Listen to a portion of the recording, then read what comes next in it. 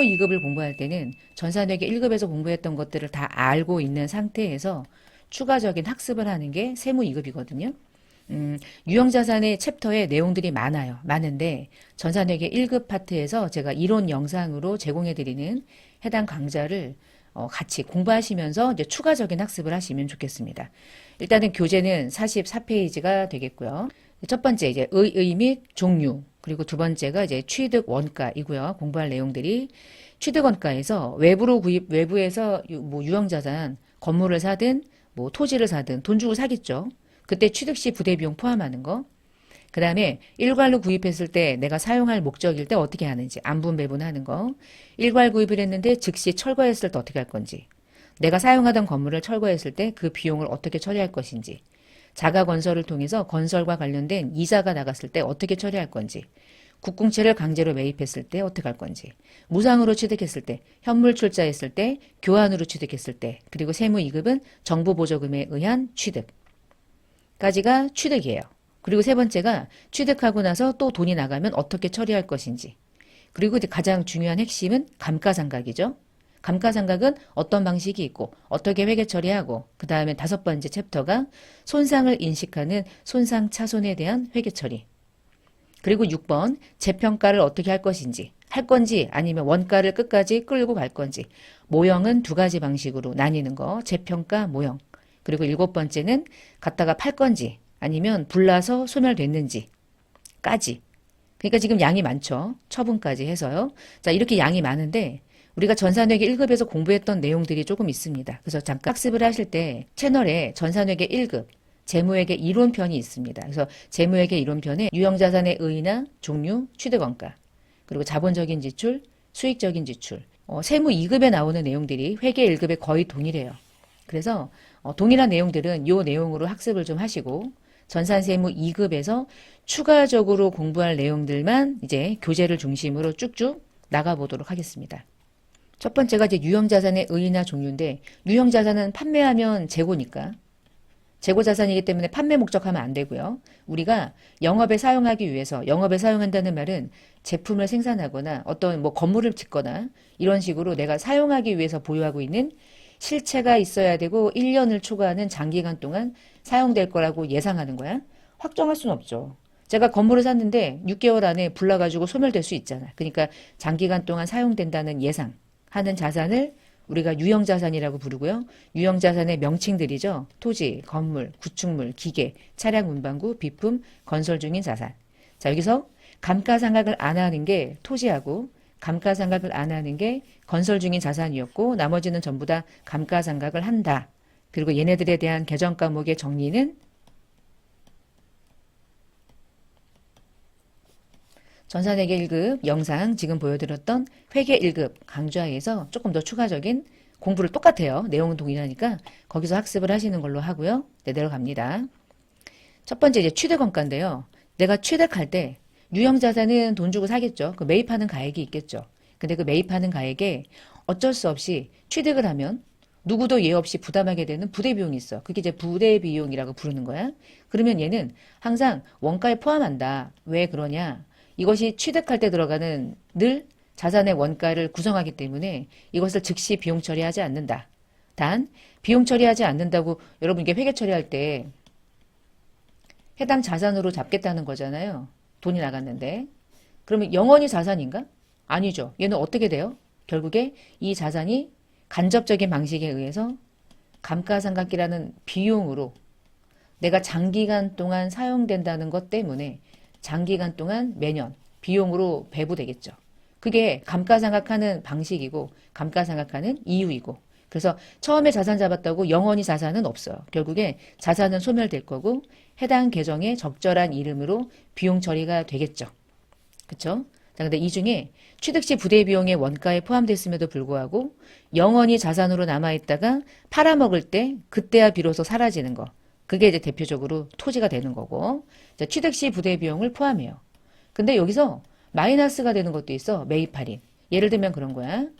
제가 차량을 현대차로부터 이제 5천만 원 주고 샀거든요. 이제 미지급금 이렇게 걸어놨어. 돈이 없어가지고 이제 갚기로 했는데 조금 이제 기다리고 있어. 어떤 조건이 나오면 갚으려고. 근데 보니까 요 차량 운반구에 대한 결제 금액을 빨리 결제하면 2%를 DC해 준대. 조기 결제. 그럼 어떻게 해? 빨리 갚아야지. 그 미지급금 빨리 갚게 되면 5천만 원을 갚을 때 2%에 해당하는 금액은 상환할 필요가 없겠죠. 그러면 2%에 해당하는 금액이 5, 20, 100만 원이겠죠. 그럼 100만 원을 차감하고 나머지만 갚아. 그 얘기는 이 100만 원은 어떤 이름으로 처리할 거냐인데 우리가 어떤 자산을 매입했다가 조기 결제했을 때 DC 받았을 때 쓰는 이름 기억나세요?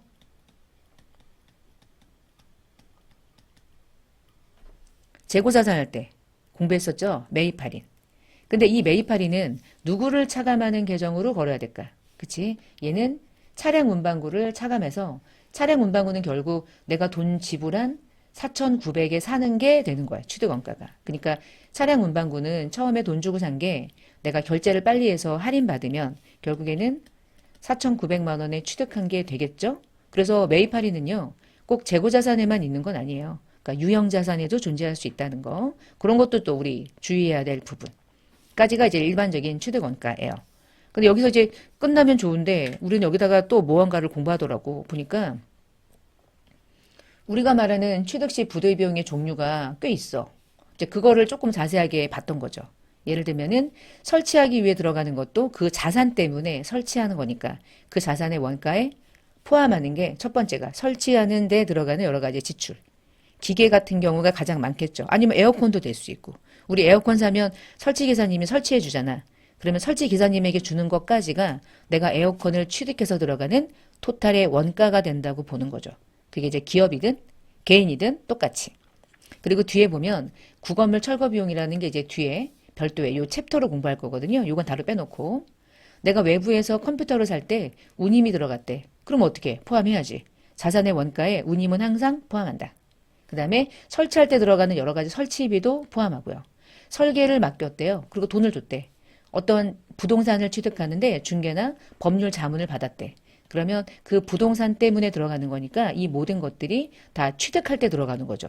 그냥 가지고 있는 기간 동안 내가 얘를 가지고 있다가 법적으로 어떤 지역상의 문제가 생겨서 자문을 받는 건 취득 시가 아니고 얘는 취득할 때가 전제입니다. 취득할 때가. 그 다음 유형자산 취득할 때 국공채를 불가피하게 매입하는 경우 그거는 뒤에서 별도의 예제가 있어요. 그건 뒤에서 볼 거고 자본화 대상에 해당하는 차입원가 이것도 뒤에서 볼 거고 뒤에서 가장 많이 나오는 게 요거죠. 취득세와 관련해서 등록세 그리고 수입시 관세 요 세 개 우리가 이제 회계 처리하실 때 요 세 가지의 세금의 특징이 있어요. 얘네들은 어떤 특징이 있냐면 세금 중에 취득세하고 취등록세가 같이 다녀요. 그리고 수입시 내는 관세. 요 세 가지 세금의 특징은 자산을 취득, 매입, 수입 다 결국은 사는 거죠. 얘네들을 취득할 때만 들어가는 세금이거든. 그러면 취득세하고 취등록세와 관세는 회계 처리할 때 늘 답이 무엇이냐? 그 자산이 되는 거야. 그러니까 취득세 냈다. 그럼 이 중에 취득세를 냈을 때 가장 적절한 회계 처리는 토지 살 때 취득세를 내죠. 그러면 답은 토지가 되고 건물 살 때 취득세 내죠. 그러면 답은 건물이 되고 이런 식인 거야. 각종 부동산 할 때. 아니면은 차량 운반구를 취득했다. 그러면 차량 운반구라는 취득 시 원가가 된다는 거. 그리고 내가 만약에 이 차를 외국에서 수입했다. 그럼 관세를 냈겠죠? 그 관세도 차량 운반구의 원가에 포함되는 것.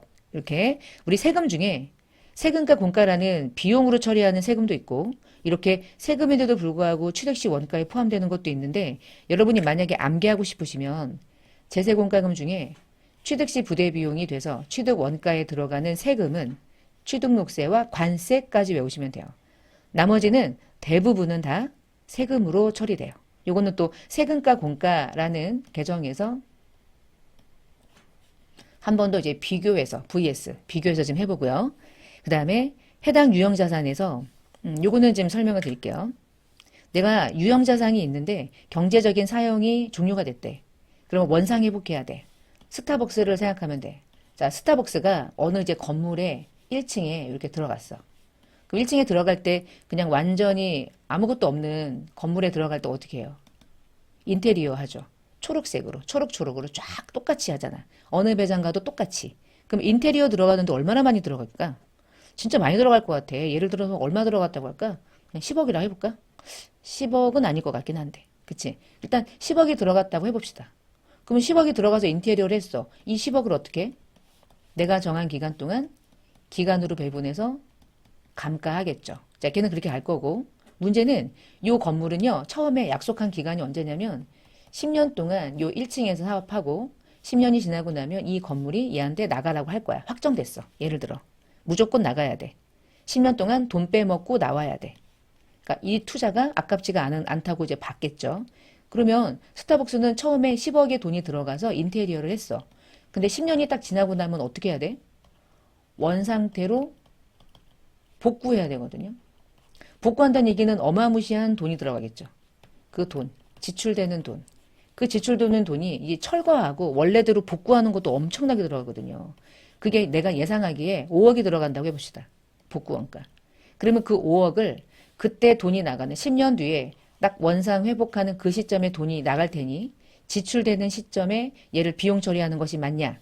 아니면 그 5억에 대한 가치도 현재 가치로 환가해서 현재 가치로 바꾸어서 그 금액을 현재 내가 이 인테리어와 함께 들어가는 그 자산의 원가에 포함시킬 것이냐라고 하는 건데 후자가 맞다고 보는 거야.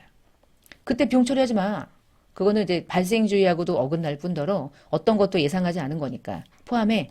이게 복구 원가야. 그래서 그 자산을 원상 회복을 하게 되면 제거, 해체, 부지, 복원을 할 때 들어가는 돈이 들어가거든요. 그게 추정이죠.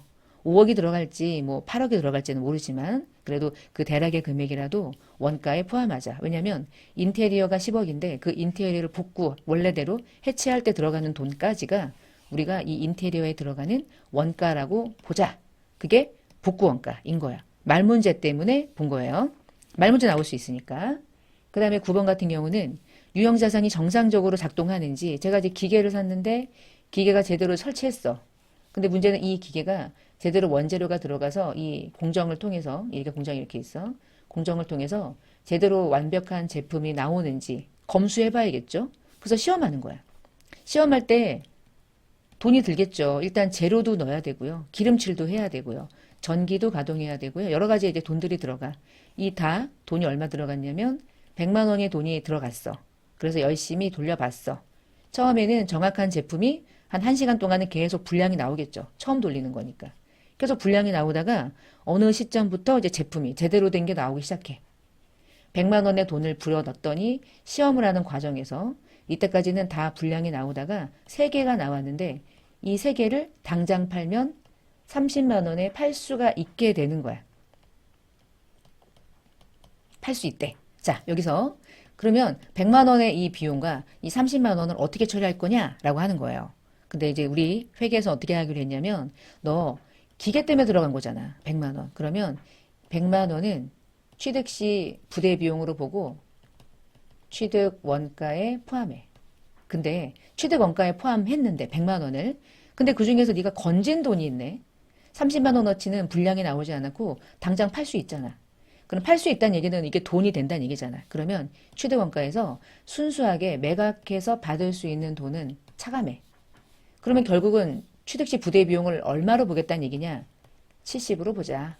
그게 유액인 거야. 자, 읽어보면 정상적으로 작동할 때 들어가는 원가 100만 원.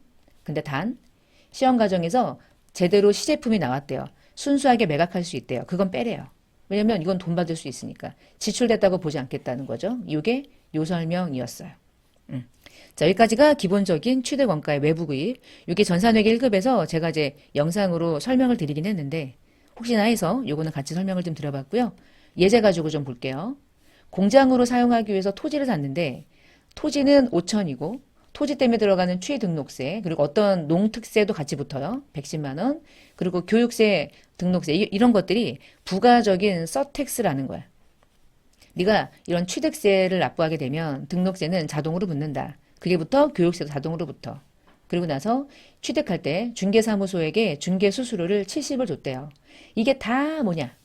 이게 다 토지라는 이름으로 처리한다는 뜻인 거야. 이것만 토지가 아니라 너도 토지, 취득시 부대비용, 너도 토지, 다 토지. 그리고 대변에 현금도 일부, 뭐 보통예금 일부, 요거는 그냥 뭐 처리해 주시면 되고. 근데 여러분 여기서 나중에 이제 시험을 보실 때는 이게 이제 실무 프로그램으로 넘어가면 이 중개 수수료는 중개사무실이 일반 과세자라서 70만 원에 7만 원짜리 세금 계산서를 주는 경우가 많거든요. 얘네들은 그냥 세금이니까 세금 계산서 같은 부가세가 없고 얘는 그럴 수 있거든. 그러면 이때 요 세금 계산서를 수취했을 때 요 10% 매입세 공제가 되냐고 볼까요 말까요? 이게 안 되는 거야. 이유가 토지로 들어가는 매입세액이어서 이게. 그래서 토지 관련 매입세액이 됐을 때 세금 계산서를 받는 경우는 토지 자체가 아니라 토지와 관련된 다양한 비용들이 부가세가 있는 거래들이 있기 때문에 이게 결국은 이렇게 세금 계산서를 수취하는 케이스에 들어갈 수 있거든요. 이런 게 여러분이 알고 있는 54번에 불공이 되는 경우죠. 토지 자체는요. 어차피 면세 매입이기 때문에 토지 자체를 매입하는 5천만 원은 불공이라는 이름을 말할 필요가 없지. 그냥 토지인데 뭐 면세인데 왜 불공이라 불러. 불공은 세금 계산서가 있는데 매입세 공제가 안 될 때나 불공인 거지. 그게 이제 요게 들어가는 거야. 이런 게. 그게 이제 불공이 될 수 있고요. 자, 이제 두 번째부터 이제 해당되는 특별한 유형별이에요. 자, 보시면 제가 일괄로 구입했는데 나는 그걸 쓸 거야. 무슨 얘기냐면 토지하고 건물을 토지가 있으면 건물이 세워져 있겠지. 근데 얘를 일괄로 퉁쳐가지고 돈 주고 산 거예요. 근데 보니까 이 퉁쳐가지고 돈 주고 산 게 토지하고 건물을 7천 주고 샀어. 돈이 나갔어. 돈이 나가긴 했는데 문제는 7천 중에 그 중에 토지가 얼마고 그 중에 건물이 얼마인지를 구분하지 않고 일괄로 7천이야. 그러면 얘를 얼마로 볼 거냐, 얘를 얼마로 볼 거냐가 너무 중요하죠. 토지는 영원한 토지고 건물은 감가상각해야 되고 그러면 얘를 어떻게 나누냐? 어떻게 나누냐면 시가라는 게 있을 거 아니야, 공정가치. 시가를 조회해봐. 토지 얼마야, 시가? 6천? 건물은 얼마야? 4천? 그럼 원래 토지의 전체 토지하고 건물을 다 더했을 때 1억이구나. 1억. 1억이라는 공정가치를 실제로는 돈을 지불한 건 7천이라는 얘기구나. 그럼 오케이.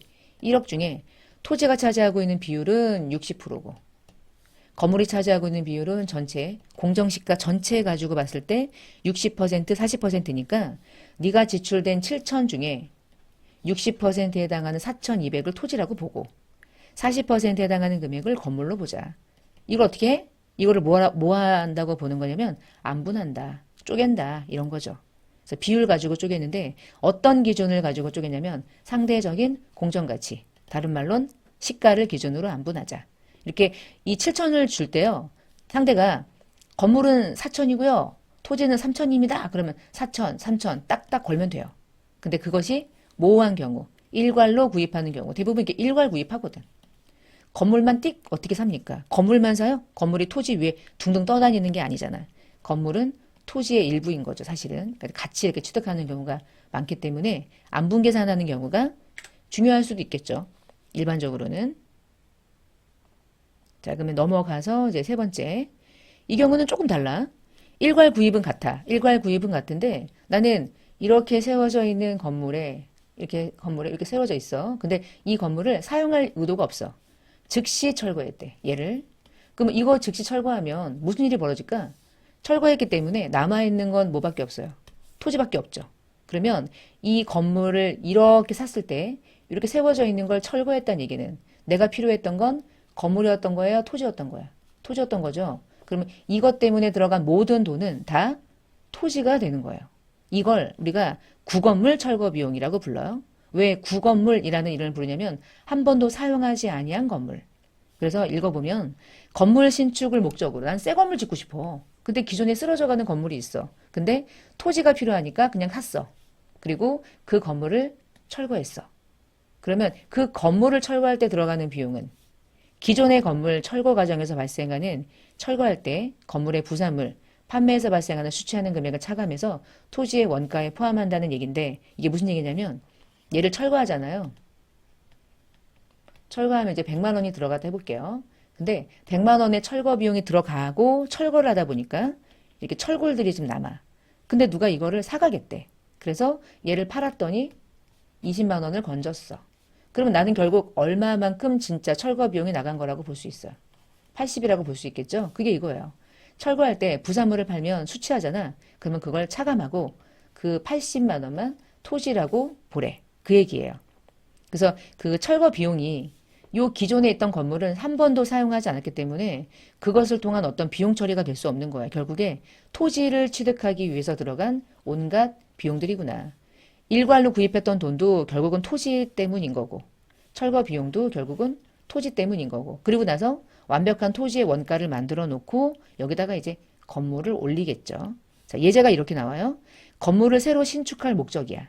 근데 그렇게 목적으로 그냥 토지만 있던 건 아니고 건물이 있었지. 그래서 즉시 건물을 철거했대. 그래서 토지 건물의 일괄 취득가액은 7천이고 그때 철거 비용은 500이 들어갔대. 그럼 뭐야? 답은 죄다 토지가 된다. 이때요. 이 철거 비용 500만 원 사실은 나중에 매입 매출원표 가면 500만 원의 철거 업체가 500만 원만 달라고 안 하고 부가세까지 과세한단 말이야. 그러니까 이것도 500만 원, 50만 원짜리 매입세액이 존재한단다? 한단다? 매입세액이 있어요. 그럼 이 매입세액 공제돼요? 안 돼요? 안 되지. 왜? 왜 안 되냐고 물어보잖아? 철거했기 때문? 아니야. 철거 비용은 원래 어떤 걸 철거하느냐에 따라서 매입세액이 공제가 될 수도 있고 안 될 수도 있는데 이 경우는 개정 과목이 뭐가 되니까 결국에 이 500만 원의 개정 과목이 뭐가 돼요? 토지가 되잖아. 그러면은 세법상 토지 관련 매입세액이네. 토지와 관련된 자본적인 지출의 매입세액이네. 그러면 불공이지. 토지와 관련된 매입세 공제 안 돼. 토지는 면세. 면세와 관련된 매입세액이 왜 공제가 돼? 근데 대표적으로 토지 관련 매입세액을 대놓고 적어 놓은 거죠. 토지 관련 매입세액 불공. 이렇게. 자, 그러면 그 다음 거. 우리가 건물과 관련해서 이렇게 얘 지금 건물 관련해가지고 철거했잖아요. 근데요, 얘도 철거하거든요. 근데 얘하고는 달라. 왜 다르냐면 얘는 건물이 있는 토지를 사면서 한 번도 사용하지 않은 그 건물을 즉시 철거하는 거고 얘는요. 내가 새로 건물을 짓고 싶어서 건물이 내 건물을 철거하는 거야. 내가 사용하던 건물. 그러면 이미 나에게는 건물이 있었던 거죠. 그거랑 완전 달라요. 그러면 4번은요. 내가 사용하던 건물이거든요. 그래서 이미 나는 건물이 있어. 어떻게 했냐면 건물은 취득원가가 1억이고 철거 당시까지 사용한 감가상각 누계의 8천이야.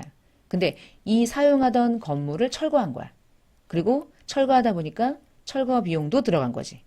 그러면 방금 전에는 새 건물을 짓고 싶은데 세워져 있는 건물을 사자마자 철거했으니까 내 건물이 아니었던 거죠. 그러니까 다 토지가 돼버리는 거고 얘는 또 다른 케이스가 되는 거예요.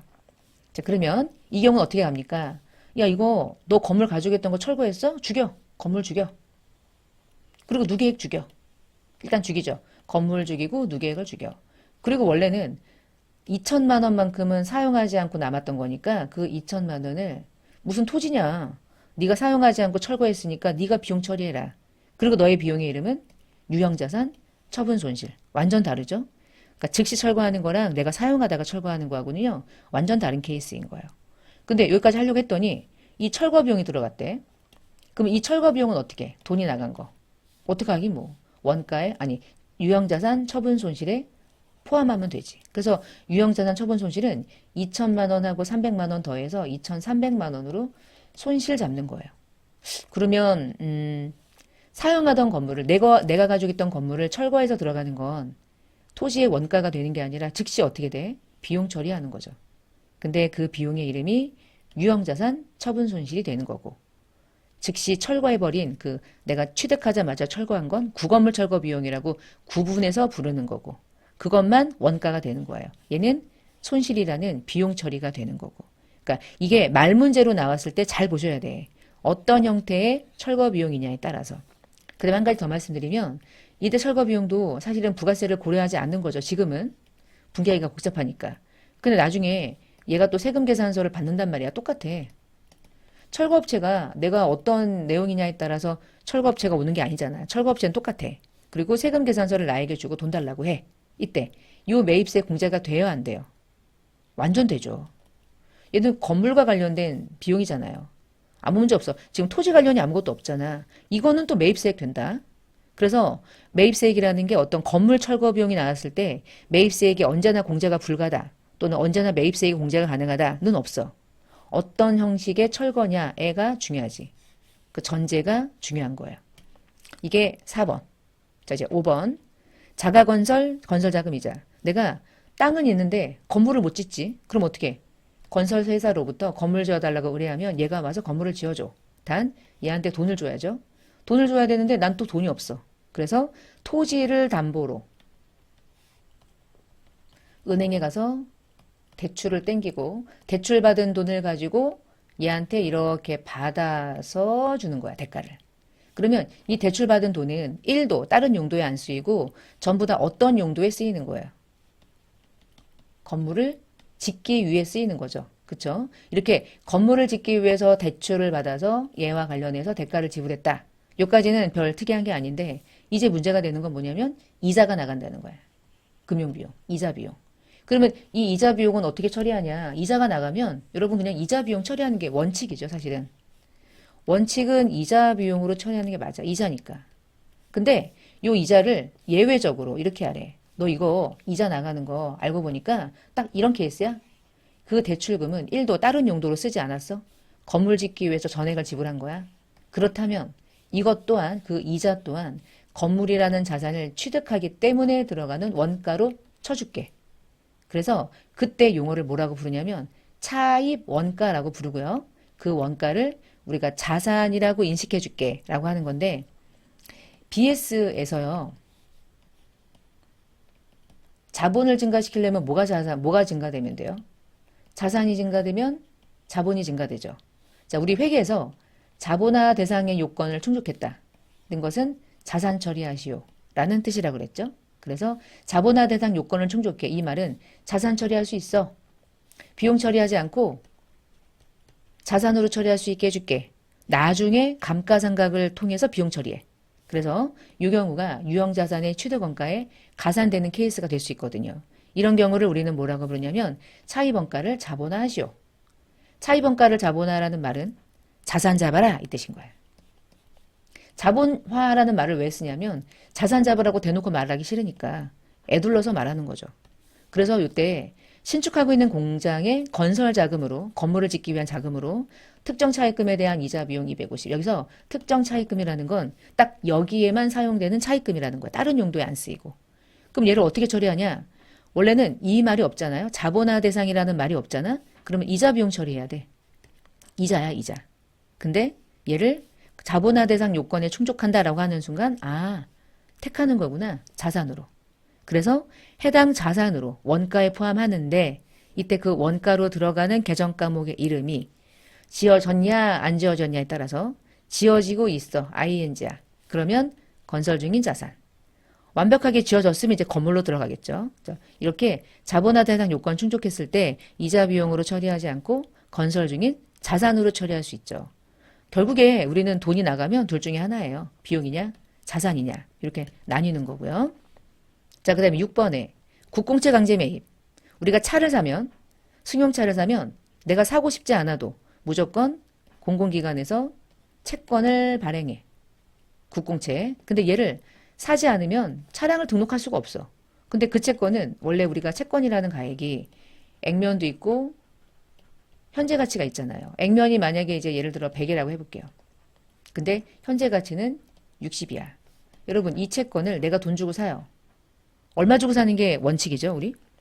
원래 우리가 채권이든 주식이든 액면 주고 사요, 현재의 가치, 공정가액 주고 사요. 원래 요거 주고 사는 거거든요. 근데 이 거래만 특이하게 국공채를 강제로 매입하는 이 경우만 유일하게 액면가액에 돈 주고 사야 돼. 그러니까 내 주머니에서 무조건 돈이 100만 원이 나가게 돼 있어.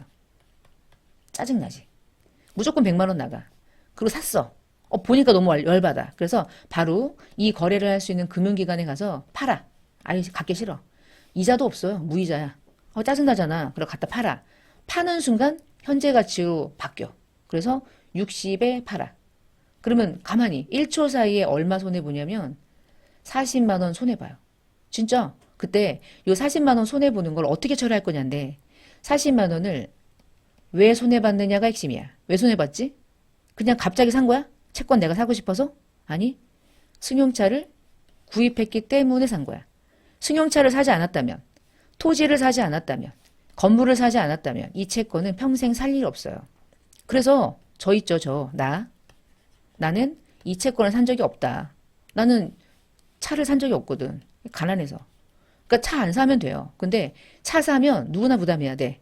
그래서 이 40만 원을 어떻게 하기로 했냐? 원가에 포함해. 차량 운반구로 잡아. 이게 이제 핵심인 거지. 그래서 어떻게 가냐면 돈이 100만 원 나갔는데 자 문제 보면 액면가액이 100만 원이에요. 10년 만기야. 근데 이자가 없어. 짜증. 근데 액면에 무조건 돈 주고 사야 돼.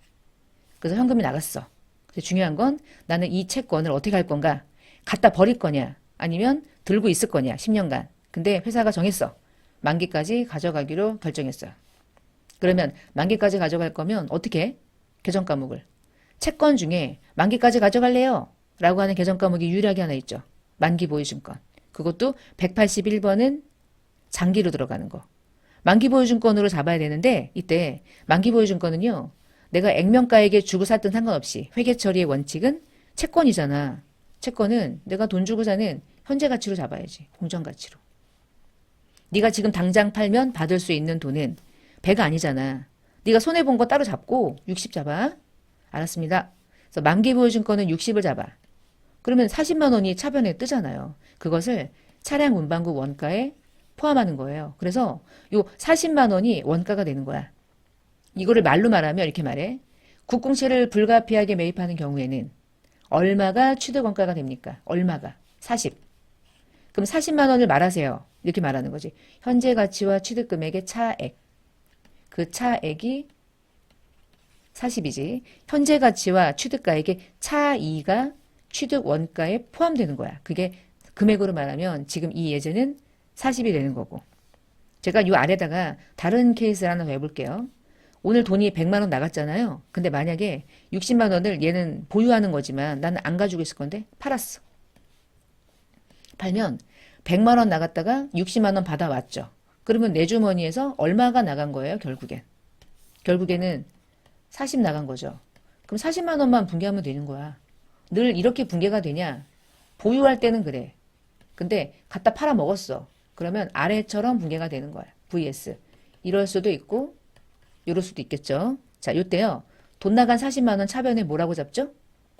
갖고 있든 갖다 팔았든 차액은 뭐가 돼? 원가가 되죠. 그러니까 답은 둘 다 똑같아요. 차량 운반구. 이렇게 잡든 차량 운반구는 결론은 40만 원이 잡히는 거야. 보유하냐, 갖다 팔았냐, 그 차이에 따라서 돈이 얼마가 나간 걸로 끝나는 것이냐가 차이가 있을 뿐이지. 이것도 국공채 강제 매입, 객관식 또는 실무 각각 나오니까 정리. 자, 그 다음에 이제 무상취득. 요거는 이제 회계 1급 때 했던 거예요. 무상으로 증여받았어요. 그러면 어떤 자산이냐? 유형 자산을 무상으로 받은 거야. 유형 자산을 무상으로 받으면 그게 얼마짜리인지 아냐? 공정가치가 있거든. 공정가치로 잡자. 그리고 아래 보니까 대주주가 자기는 5천 주고 샀었는데 나에게 그 토지를 무상으로 줬고 그 토지의 공정가치가 7천이면 토지라는 게 7천이 생긴 걸로 보는 거예요. 붕괴하기 싫어요. 그러면 안 돼. 토지라는 어마무시한 자산이 생겼기 때문에 붕괴하는 거예요. 그리고 자산이 증가됐다. 대변에 올 수 있는 것은 이 경우는 수익밖에 없지. 돈 나간 거 아니고 갚을 거 아니고 그리고 이 수익의 이름이 정해져 있죠. 자산, 수중, 이익. 증여받은 이익, 수중. 얘는 시가로 간다. 공정가치. 이게 핵심. 자, 그 다음에 8번 현물 출자. 이것도 전산회계 1급 때 했던 내용들이에요. 주식을 발행하고 토지를 사는 거예요. 그러니까 출자해서 현물을 취득하는 거야. 그럼 아래 보면 한 주당 액면가액이 5천 원짜리인 만주를 발행해서 토지를 샀대. 그리고 토지가 들어왔어. 근데 문제는 액면가액은 주식의 자본금을 의미하는 것뿐이지 우리 회사의 전체 주가는 아니잖아. 그치? 만주의 실질적인 가치는 5천 원은 아니잖아요. 항상. 근데 보니까 그러면 이게 뭐야? 토지가 얼마인지 물어봤어. 그랬더니 토지는 8천이야. 시가가. 그럼 여러분 토지를 8천만 원짜리를 취득한 건 어떤 대가를 지불하고 산 거냐면 주식을 발행해서. 그러면 우리 회사의 만주의 가치는 결국에 5천 원의 가치입니까? 한 주당 8천 원의 가치라고 보는 겁니까? 그쵸? 8천 원의 가치라고 보는 거예요. 그 토지는요. 시가로 인식하는 겁니다. 항상 공정가치를 원가로 측정해요. 이게 믿을 수 있는 금액이잖아. 자본금의 가치가 토지의 원가는 아니지. 이 상대가 내가 발행한 주식, 만주를 받고 토지를 판 거잖아요. 그럼 상대가 이 만주의 가치를 얼마로 보고 토지를 준 거겠어요.